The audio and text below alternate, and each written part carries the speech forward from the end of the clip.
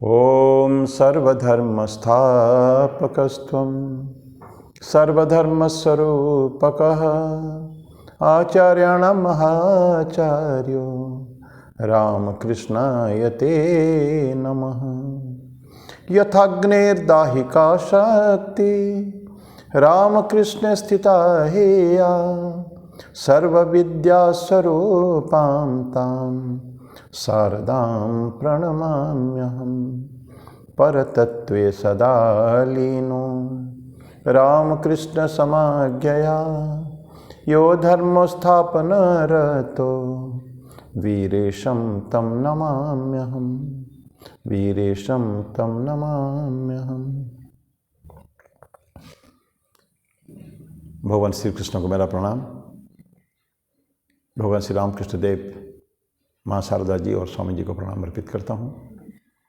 मेरे गुरुदेव पूज्य स्वामी भूतेशानंद जी महाराज को मेरा प्रणाम और आप सभी को मेरा प्रणाम। आज एक भजन से शुरू करेंगे।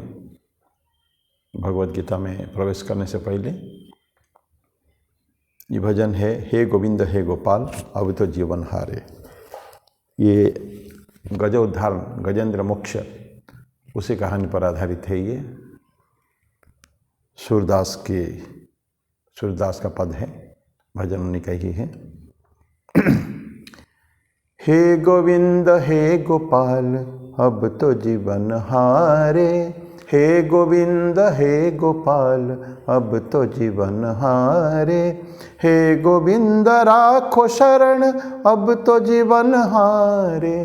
हे गोविंद राखो शरण अब तो जीवन हारे। हे गोविंद हे गोपाल अब तो जीवन हारे। हे गोविंद हे गोपाल अब तो जीवन हारे। नीर पीवन हेतु गयो सिंधु के किनारे। नीर पीवन हेतु गयो सिंधु के किनारे। सिंधु बीच बसत ग्राह चरण धरि पछारे। सिंधु बीच बसत ग्राह चरण धरि पछारे। हे गोविंद हे गोपाल अब तो जीवन हारे। चार प्रहर युद्ध भयो लय गयो मझधारे। चार प्रहर युद्ध भयो लय गयो मझधारे। नाक कान डूबन लागे कृष्ण को पुकारे। नाक कान डूबन लागे कृष्ण को पुकारे। हे गोविंद हे गोपाल अब तो जीवन हारे। द्वारका में शब्द गयो शोर भयो भारे। द्वारका में शब्द गयो शोर भयो भारे। शंख चक्र गदा पद्म गरुड़ लय सिधारे। शंख चक्र गदा पद्म गरुड़ लय सिधारे। हे गोविंद हे गोपाल अब तो जीवन हारे। सूर कहे श्याम सुनो शरण है तिहारे। सूर कहे श्याम सुनो शरण है तिहारे। अब की बार पार करो नंद के दुलारे। अब की बार पार करो नंद के दुलारे। हे गोविंद हे गोपाल अब तो जीवन हारे। हे गोविंद राखो शरण अब तो जीवन हारे। हे गोविंद राखो शरण अब तो जीवन हारे। हे गोविंद हे गोपाल अब तो जीवन हारे। हे गोविंद हे गोपाल अब तो जीवन हारे।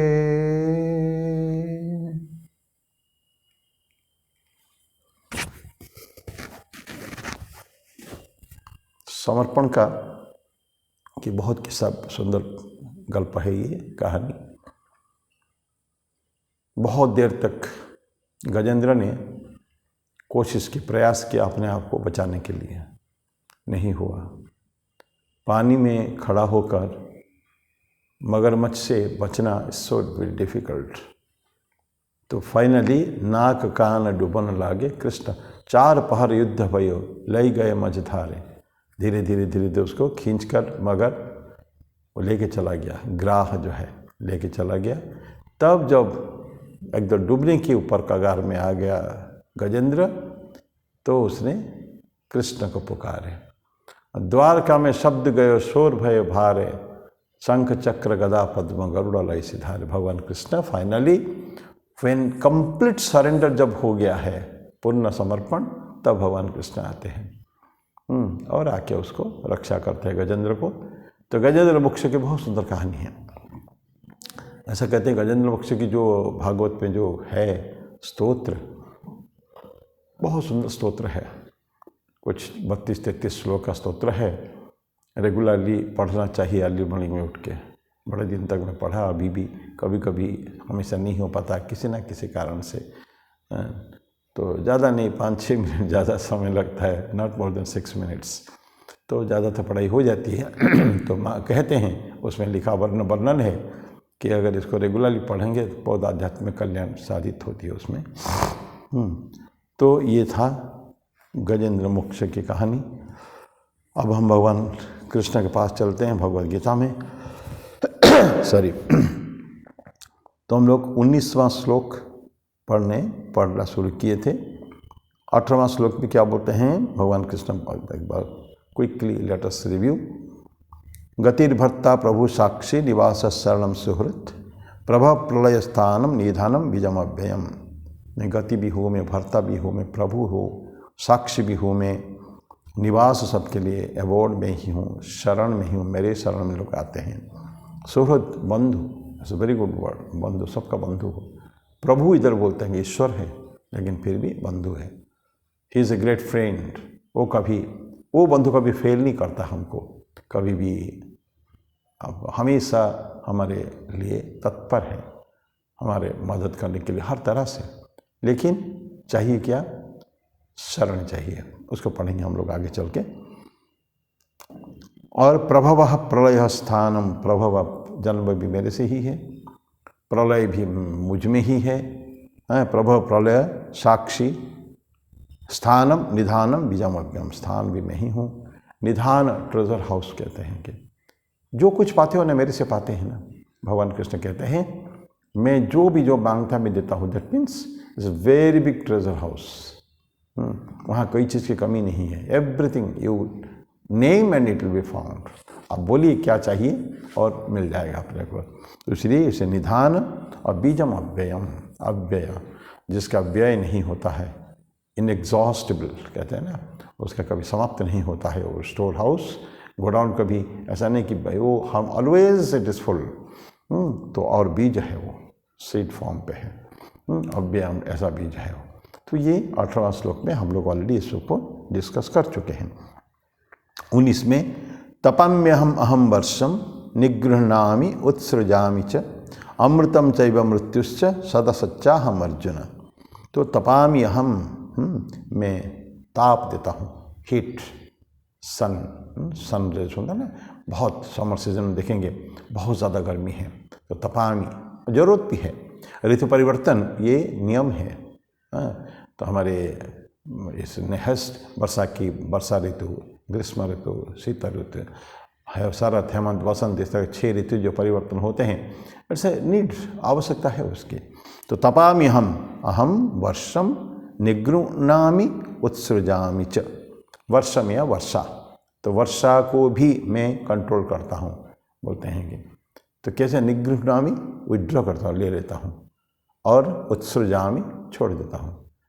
ठीक है, ये निगृह्णामि उत्सृजामि च, अमृतम चैव मृत्युश्च, मैं अमृत भी हूँ कि उसके लिए, देवताओं के लिए, मृत्यु ये संसारवासियों के लिए।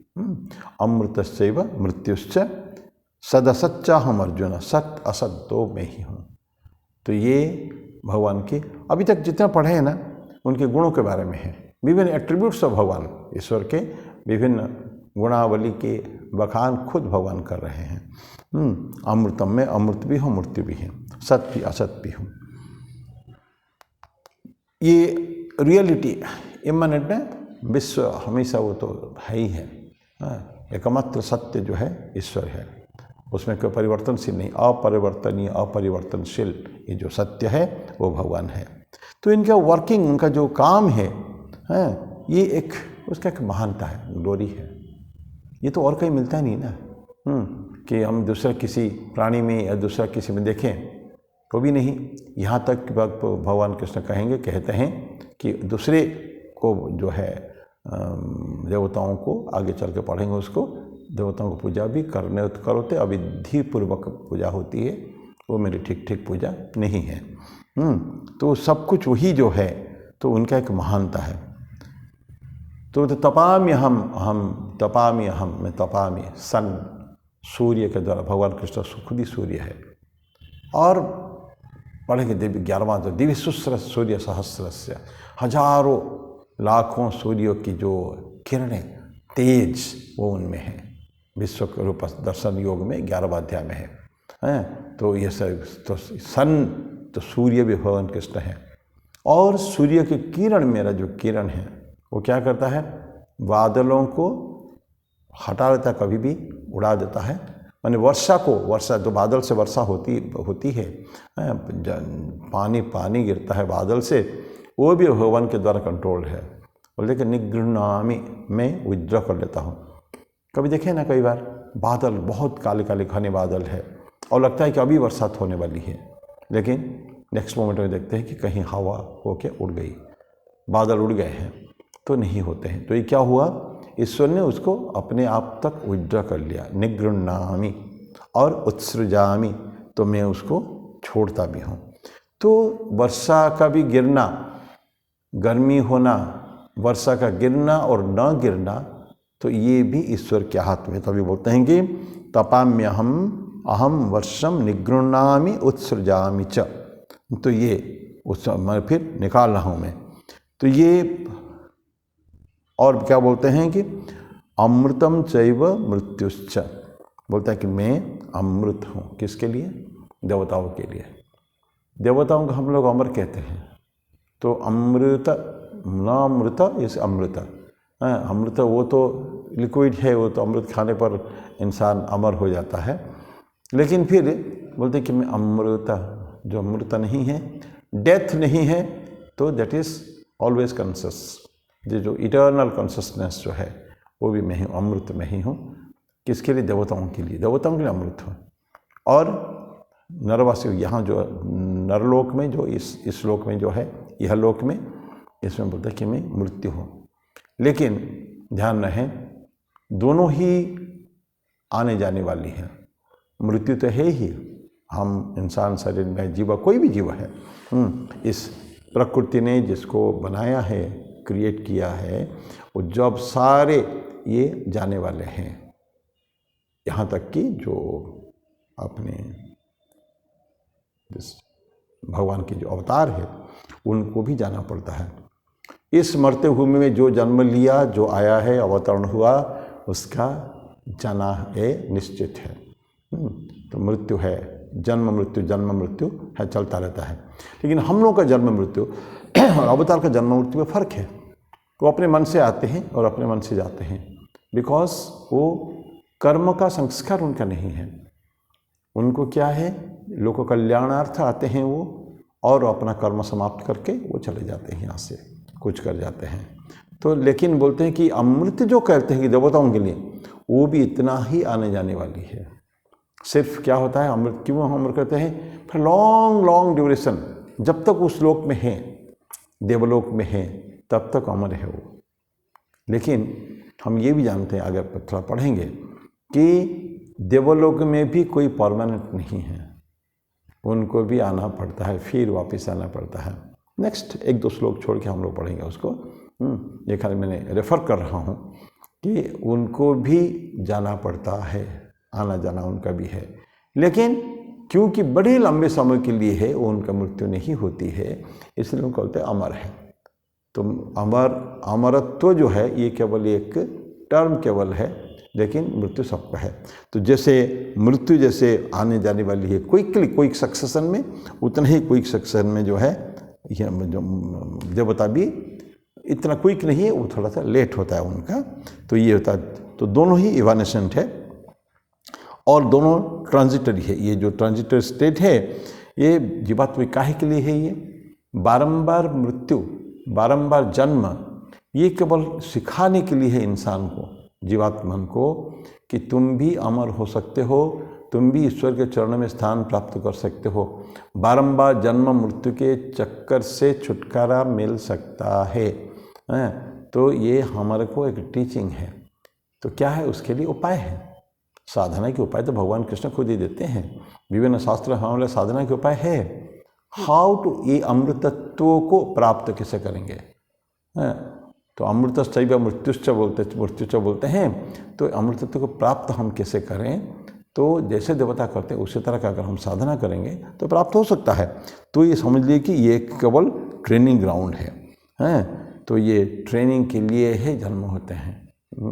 और ठीक ठीक अगर समझ में आ गई बातें तो साधना को ठीक से करेंगे तो ईश्वर के जैसा हम लोग भी हो सकते हैं। दोनों माने हम अमरत्व को भी प्राप्त कर सकते हैं। और ये बोलता है कि सत्य और असत्य, बोलते कि जो अनमैनिफेस्ट स्टेज में, जो अनमैनिफेस्ट जो है, तो उस समय क्या था, हमेशा वो रहते हैं, वो नॉन बीइंग है। अनमैनिफेस्ट जो अभिव्यक्त नहीं हुआ है, व्यक्त अव्यक्त रूप जो है, ये कब होता है, पहले पढ़ चुके हैं। प्रलय के समय जो प्रलय है, जब एक बार पृथ्वी की प्रलय हो जाती है, जब तक पुनः फिर क्रिएशन सृष्टि नहीं होती है, तब तक सब कुछ ईश्वर जो है अनमैनिफेस्ट अव्यक्त रूप में रहते हैं। और वही जैसे ही प्रलय समाप्त हो जाता है और फिर क्रिएशन सृष्टि होती है, पुनः उसमें आ जाते हैं। तो भगवान कृष्ण बोलते हैं, मैं उनको जैसे पुनस्तानी, पुनः जब सृष्टि फिर से होती है, अभी एक और कल्प का शुरू होता है, कल्पादो विसृजामि, हम बोलते हैं कि कल्पक्षय मैं उसको विद्रोह कर लेता हूँ, अव्यक्त रूप में चला जाता हूँ, और फिर जब कल्प शुरू होता है, नेक्स्ट कल्प शुरू होता है, फिर मैं उसको उत्सृजामि, फिर उसका मैं क्रिएट कर रहता हूँ। तो जिस क्रिएशन डिस्ट्रक्शन ये लगा रहता है, सृष्टि और विनाश। पालन तो उसका बीच में एक स्टेज है, सृष्टि और विनाश के बीच में पालन है, सृष्टि स्थिति और प्रलय ये रहता है। तो ये होता है कि सच्चा है, सच्चाई और असत्य जो है।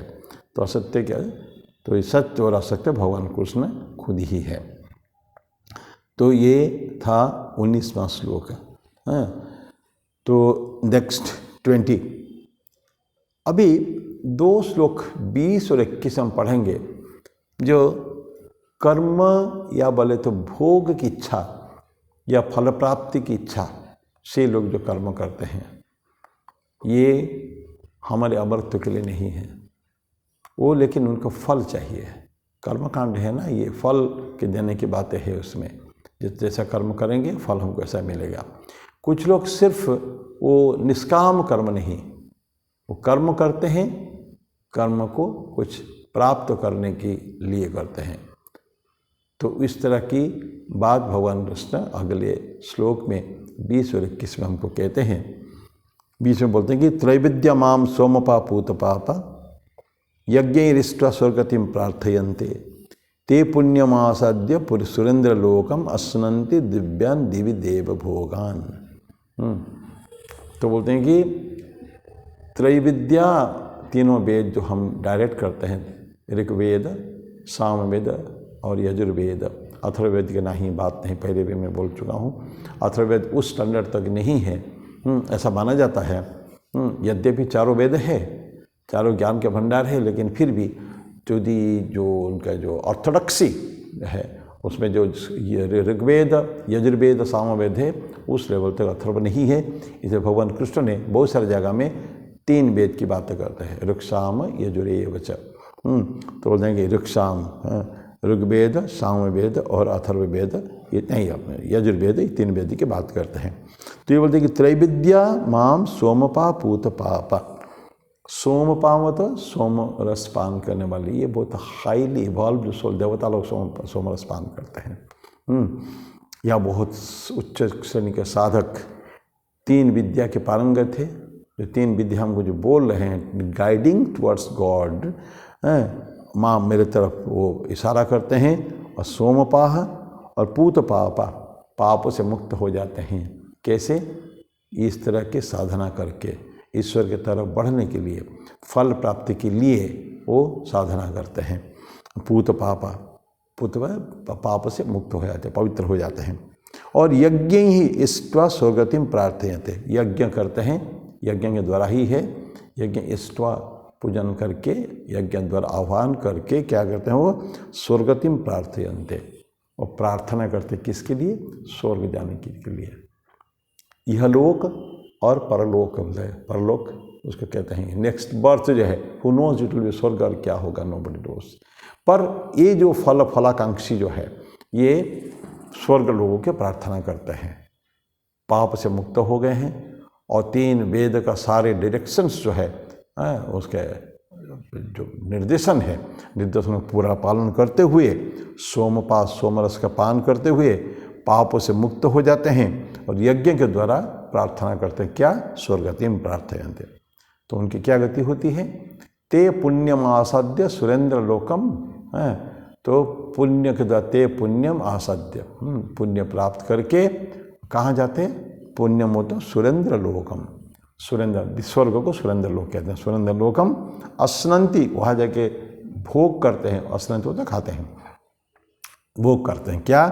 दिव्यान देव भोगान, दिव्य चीज सारे, all great things, most tasty and delicious things. स्वर्ग माने जो कल्पना हम लोग स्वर्ग का सुने हैं, बहुत सब एंजॉयमेंट है।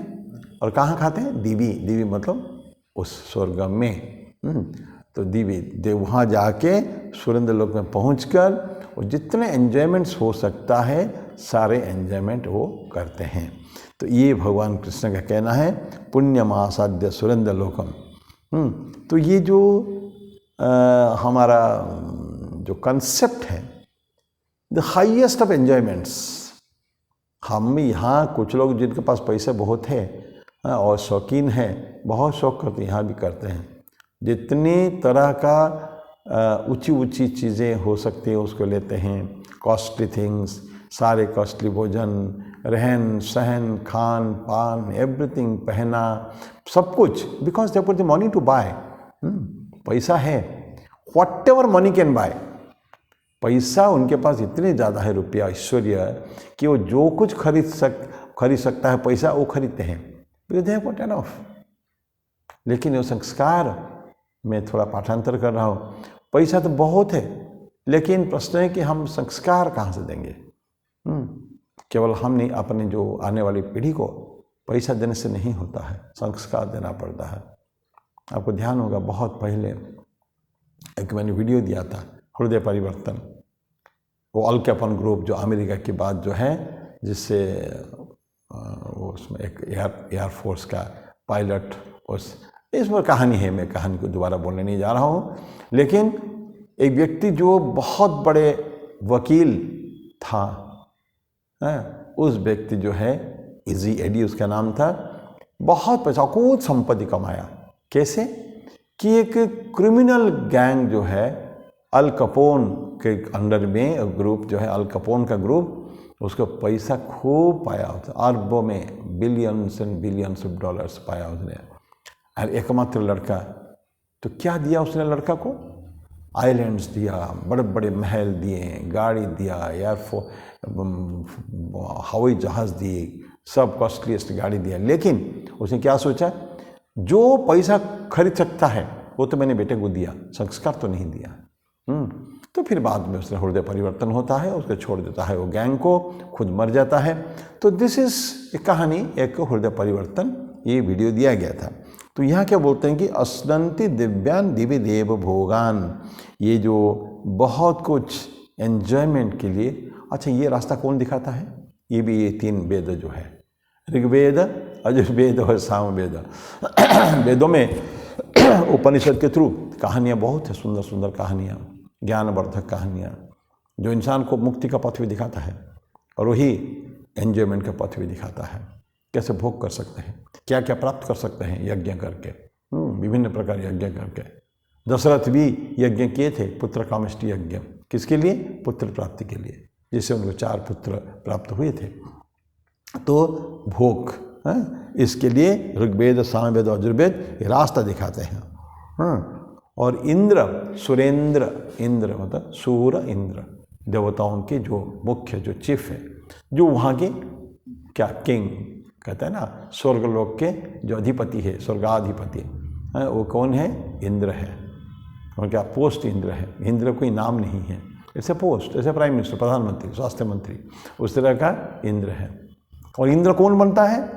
जो 100 यज्ञ पूरा करता है, फलकांक्षी, फल भोगने की इच्छा लेकर 100 यज्ञ को जो पूरा करता है, हाँ, ऐसा करके उस आदमी को क्या होता है? यज्ञ समाप्त करता है, वो बनता है अगले बार इंद्र बनता है। और वहाँ ये जाता है कौन? जो लोग ये त्रैविद्या, तीन विद्या और सोमपा ये सब जो प्रयोग करते हैं, वो जाते हैं वहाँ, तो उनको वहाँ जाके सब कुछ मिलता है वहाँ जाके। तो ये छोटा सा श्लोक था। त्रैविद्या माम सोमापा पुत पापा यज्ञ रिष्ट स्वर्गतिम प्रार्थयन्ते ते पुण्यम आसद्य, शून्य पुण्य प्राप्त करते हैं। बहुत पुण्य प्राप्त नहीं होने से स्वर्गलोक नहीं जा पाते हैं। बहुत पुण्य जब एकत्रित होता है तो वो स्वर्ग जा सकते हैं, अदरवाइज आपका स्वर्ग जाना संभव नहीं है। नेक्स्ट 21वां बोलता है, ते तम भुक्त्वा स्वर्गलोकम विशालम क्षीणे पुण्य मर्त्य लोकम विशन्ति एवं त्रयी धर्मम अनुप्रपन्ना गतागतम काम कामा लभन्ते। वो व्यक्ति जो सुरेंद्र लोग पहुंच जाते हैं, खूब एंजॉय करते हैं, लेकिन द क्वेश्चन है कि कब तक एंजॉय करते हैं? बोलते हैं कि मर्त्यलोकम पहुँचते विशाल में, लेकिन क्षीण पुण्य मर्त्यलोकम विशन्ति, फिर वापिस आ जाते हैं। कहाँ? मर्त्यलोक में। अच्छा, लॉन्ग ड्यूरेशन, बहुत समय लगता है, करोड़ों वर्ष हो सकता है, लेकिन दे आर नॉट परमानेंट। वो वहाँ हमेशा के लिए नहीं रह सकते हैं ये भोग करने के लिए। उनका जो पुण्य जो है, जो उन्होंने कर्म किया है, जो यज्ञ किया है, ते पुण्य महासाध्य बोलते हैं ना, उससे पहले बोले हैं हम लोगों ने, तो पुण्य प्राप्त किया है, वो पुण्य का भी एक स्टॉक है। जैसे बैंक पे जमा करते हैं ना पैसा, तो वो हम लोग क्या करते हैं, जिसके पास पैसा है खर्च करता है, फिर जमा करता है, खर्च करता है, फिर जमा करता है, तो खर्च का भी मौका रहता है, जमा भी होता है। लेकिन यहाँ जो पृथ्वी लोक में, मर्त्य लोक में सारे पुण्य इकट्ठा करके स्वर्ग गए हैं, वहाँ और कमा नहीं सकते आप, क्योंकि वो योग योनि नहीं है, भोग योनि है। वो स्वर्ग में भोग केवल कर सकते हैं। तो जो बैंक में आपका अकाउंट है, मैंने उदाहरण बता रहा हूँ, तो वो आप खर्च करते जाइए, खूब खर्च करिए, करते करते करते करते एक समय आएगा आपका बैंक अकाउंट हो जाएगा 0। तो बैंक मैनेजर बोल देगा आपका बैलेंस 0 हो गया, उसके बाद आप कुछ नहीं कर सकते हैं। तो फिर क्या जाएंगे? बोलते कि ते तम भुक्त्वा स्वर्गलोकम विशालम, भुक्त्वा भोजन ये करके, एंजॉय करके, स्वर्गलोकम विशालम, विशाल स्वर्गलोक को एंजॉय करके क्या करते हैं? क्षीण पुण्य, जो पुण्य क्षीण हो जाता है, स्टॉक समाप्त हो जाता है, मर्त्यलोकम विशन्ति, फिर मर्त्यलोक में वापिस आ जाते हैं। एवं त्रयी धर्मम अनुप्रपन्ना गतागतम काम कामा लभन्ते। तो इस तरह का ये फिर क्यों आ जाते हैं? फिर वो धर्म विद्या, फिर यज्ञ करेंगे, फिर कर्म करेंगे, फिर इकट्ठा करेंगे, माने ये सब चलेगा। हम लोग मृत्यु जन्म होता है 50 साल, 60 साल, 70 साल, उनका लाखों वर्ष होता है, लेकिन फिर उनके लिए भी वही है, इकट्ठा करेंगे, वहाँ जाएंगे, समाप्त होगा, फिर आएंगे। तो ये जो मर्त्य लोग हैं, ये है एक्चुअली योग योनि है। आप यहाँ आप केवल एंजॉय नहीं करेंगे, आप कमा भी सकते हैं। क्या कमाएंगे? कर्म का फल। फिर कर्म फल अगर अधिक्य हो जाएगा, कर्म फल खूब स्टॉक, जबरदस्त स्टॉक हो गया है, अगेन यू गो टू स्वर्ग, again you come back like this. तो गतागतम काम कामालम थे, तो जाना आना चलता रहता है। ये चीज़ें आके फिर कहाँ से होता है? मर्त्य में जाके होता है। तो ये तेतम भुक्ता स्वर्गलोक के अंदर। तो ये संसार में जो है ना, अपने जगत में जिनके पास मीन्स मतलब उपाय है, पैसा, नाम, यश, ये सोच है, इनको बहुत मिलता है सम्मान। पैसा अगर है आपके पास, सम्मान है, कल पैसा खत्म हो गया, कोई नहीं पूछने वाला है, नोबडी। ऐश्वर्य है, आप बड़े पद पर है, प्रतिष्ठा आपकी है, उस केस में तो लोग तो आपको देखेंगे, कहो कैसे हो। हम भज गोविंद में पढ़े हैं, सिंपल एक परिवार में एक व्यक्ति जब तक पैसा कमाता है, जब तक दे पाता है, जब तक परिवार का पोषण कर सकता है, तब तक परिवार में उसका सम्मान है, तब तक पूछ परख है, आवभगत है। लेकिन जहाँ वो बूढ़ा हो गया, पैसा कमाने की शक्ति उनका नहीं है, अर्थ उपार्जन की शक्ति नहीं है, नोबडी केयर्स फॉर हिम, कोई उनका पूछता भी नहीं है। ये इससे practical truth and it is सनातन सत्य है। 1200 साल पहले आदि शंकर बोले हैं, ये उपनिषद में बातें हैं और विभिन्न धर्म ग्रंथों में ये बातें हैं।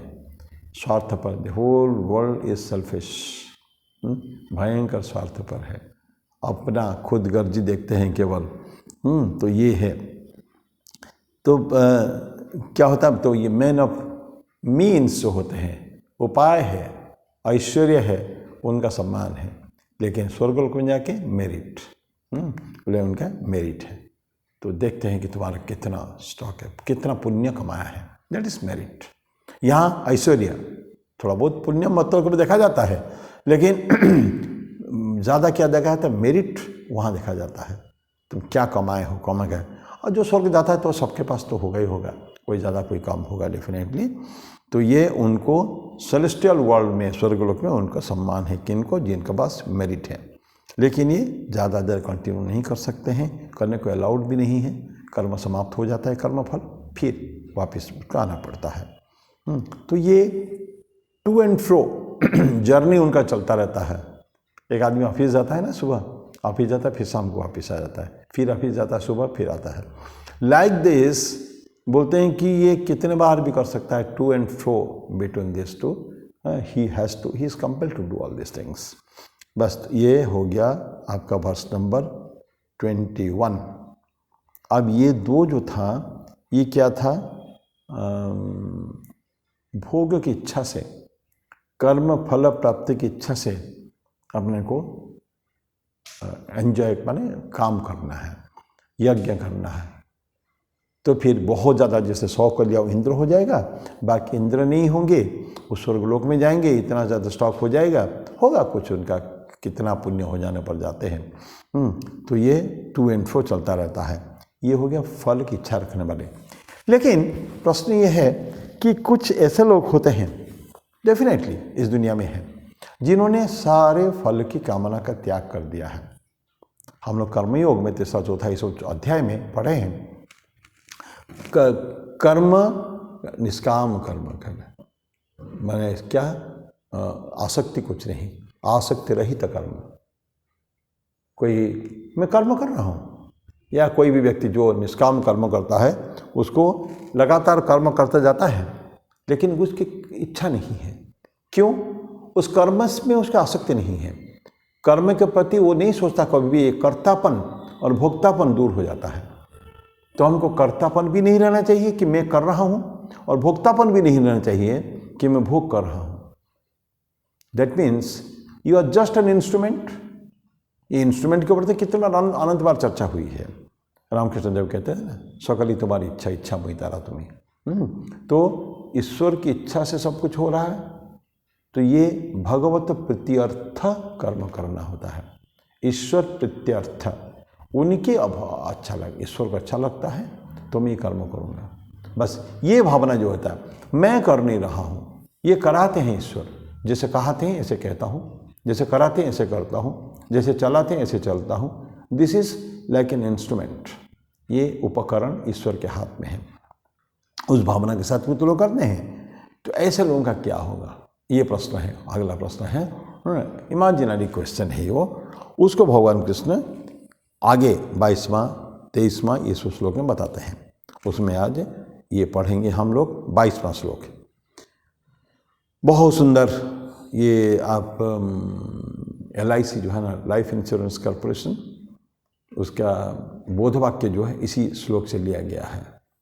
9वां अध्याय 22वां श्लोक में, अनन्यास चिंतयन्तो माम ये जनाः पर्युपासते तेषाम नित्याभियुक्तानाम योगक्षेमम भाम्यहम। क्या बोलते हैं कि अनन्य, न अन्य अनन्य, दूसरे किसी को अचिंतयंतो, चिंतन जो करना है, ईश्वर चिंतन करता है ईश्वर का, लेकिन बहुत सारी चीज़ों का चिंतन करता है ना। प्रार्थना करते हैं, इष्ट देव भी है, इष्ट जो निष्ठा है उसके अलावा भी बहुत सारे देवताओं की पूजा जो करता है। तो एकचित्त नहीं, एकचित्तत्व नहीं है, एक वन पॉइंटेड कॉन्सेंट्रेशन, एक देवता को पूजा करने का है, जो ऑल इन ऑल, जो सब कुछ है। भगवान कृष्ण बोलते हैं कि आई एम दैट।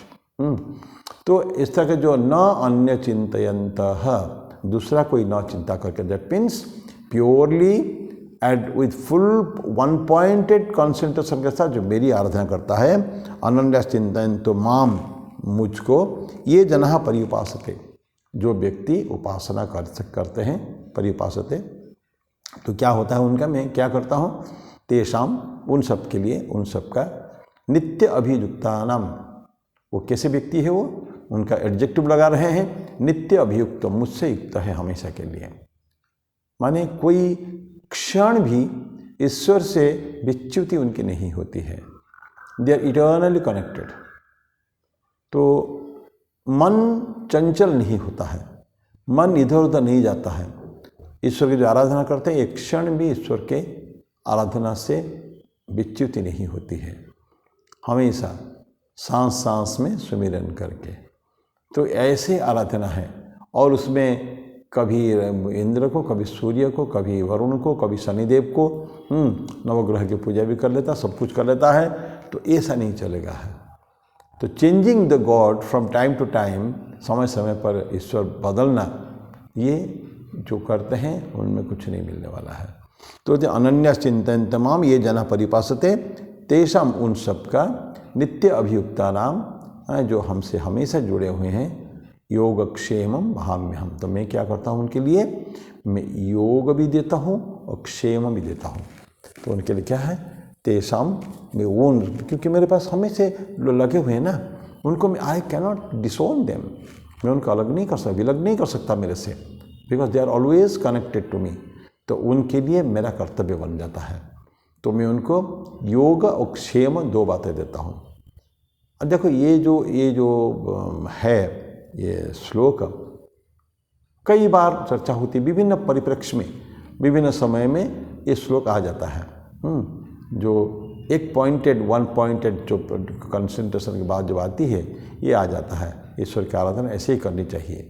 तो योग क्या होता है, जो हमारे पास प्रोवाइडेड नहीं है, जो हमारे पास नहीं है, मेरे पास बहुत सारे आइटम है लेकिन कुछ चीज़ें नहीं हैं, तो मैं, ईश्वर जानते हैं ना, उनको मांगने की जरूरत नहीं पड़ता ना। ही नोस दिस डिवोटी, ये बहुत डिवोटेड है, मेरे को दिन रात आराधना करता है बिना कुछ चिंतन करके। ऐसा डिवोटीज को जो उसके पास नहीं है, ईश्वर को मांगते हैं कि मांगने की जरूरत नहीं उसको, ईश्वर उनको देता है। ये योग हो गया। और क्षमा क्या हो गया, जो ऑलरेडी उसके पास है उसको प्रोटेक्ट करना, बचा के रखना। अच्छा, तो इंसान को चाहिए क्या, मुझे जो नहीं है वो प्राप्त हो जाए, जो है उसका नाश ना हो। That means he has got everything, लेकिन विदाउट आस्किंग। भगवान को न मांगते हुए भी ईश्वर प्रसन्न होकर, जब कृपा ईश्वर की होती है तो उनका कृपा का परवार फ्लो, उनका इतना ज़्यादा फ्लो उनका होता है, तो ईश्वर हमेशा ये लोगों का कल्याण के लिए हमेशा तत्पर रहते हैं। ये तो ये होता है क्या, अनन्या चिंतन तमाम ये जनास पर्युपासते, तेषाम नित्याभियुक्तानाम योगक्षेमम वहाम्यहम। यह जो वर्ड यूज़ करते हैं, वहामी, मैं खुद ढोकर लेता हूँ, आई डू इट पर्सनली। ये जो वर्ड वहामी वर्ड, ईश्वर ने ददामी वर्ड, मैं देता हूँ नहीं बोला है, मैं खुद लेके जाता हूँ। से इंटेंसिटी जब भक्ति की बढ़ती है, भक्तों का भक्ति की इंटेंसिटी बढ़ जाती है, ईश्वर समझते हैं ये मेरे से लग गया है पूरी तरह। जैसे बालक होता है ना, छोटा बालक, बालक के समर्पण का भाव है, बालक के मन में कोई ईगो नहीं है। शिशु माँ के ऊपर जो डिपेंडेंट है, मदर्स लव जो है, ये एक अलग टाइप का होता है। तो शिशु कभी उससे अलग नहीं होता है कभी भी। तो दैट, ये हमको सोचना चाहिए। ठीक उसी तरह का ये जो भक्त है, बोलते कि बालक खाली रोता है माँ दौड़ के आती है ना। बच्चा जब बड़ा हो जाता है वो जाता है किचन में, माँ मुझे भूख लगी है, तो माँ फिर बोलेगी 2 मिनट्स, मैगी नूडल्स, फिर तो वहाँ आता है। आजकल पे होता है 2 मिनट्स, नहीं ऐसा नहीं है। तो लड़का को प्रयास करना पड़ता है, लेकिन जो फुल्ली माँ के ऊपर सरेंडर जो है, ठाकुर बिल्ली के बच्चे का उदाहरण देते हैं, तो उस केस में माँ खाली बच्चे को रोने की आवश्यकता है बस, खाली उसके इंडिकेट दर्शाना है केवल, आई नीड माई मदर, माँ की आवश्यकता मुझे है। देन एक क्षण भी ठाकुर बोलते हैं, माँ अगर भोजन बना रही है, तावा निकाल कर या कढ़ाई निकाल कर, वो दौड़े दौड़े आग को बुझाकर माँ दौड़े दौड़े आती है, बच्चों को गोद में लेती है, स्तनपान कराती या कुछ देखती है मेरे बच्चे को क्या चाहिए, तो वहाँ मैं उसको लेके जाता हूँ। So this is wonderful sentence. तो हमारे जो शरीर के जो लोग होते हैं, बॉडी बाउंड जो होते हैं ना, उनके तो समझ में आता है, पहले जिसके बारे में बोला कि उनको सभी तरह आराधना करते हैं कि मुझे शरीर की पूर्ति के लिए सब कुछ चाहिए उनको। तो ऐसे ये व्यक्ति को शरीर की पूर्ति नहीं चाहिए, तो ये उनको बहुत ही भगवान को पूर्ण रूपेण आराधना करते हैं।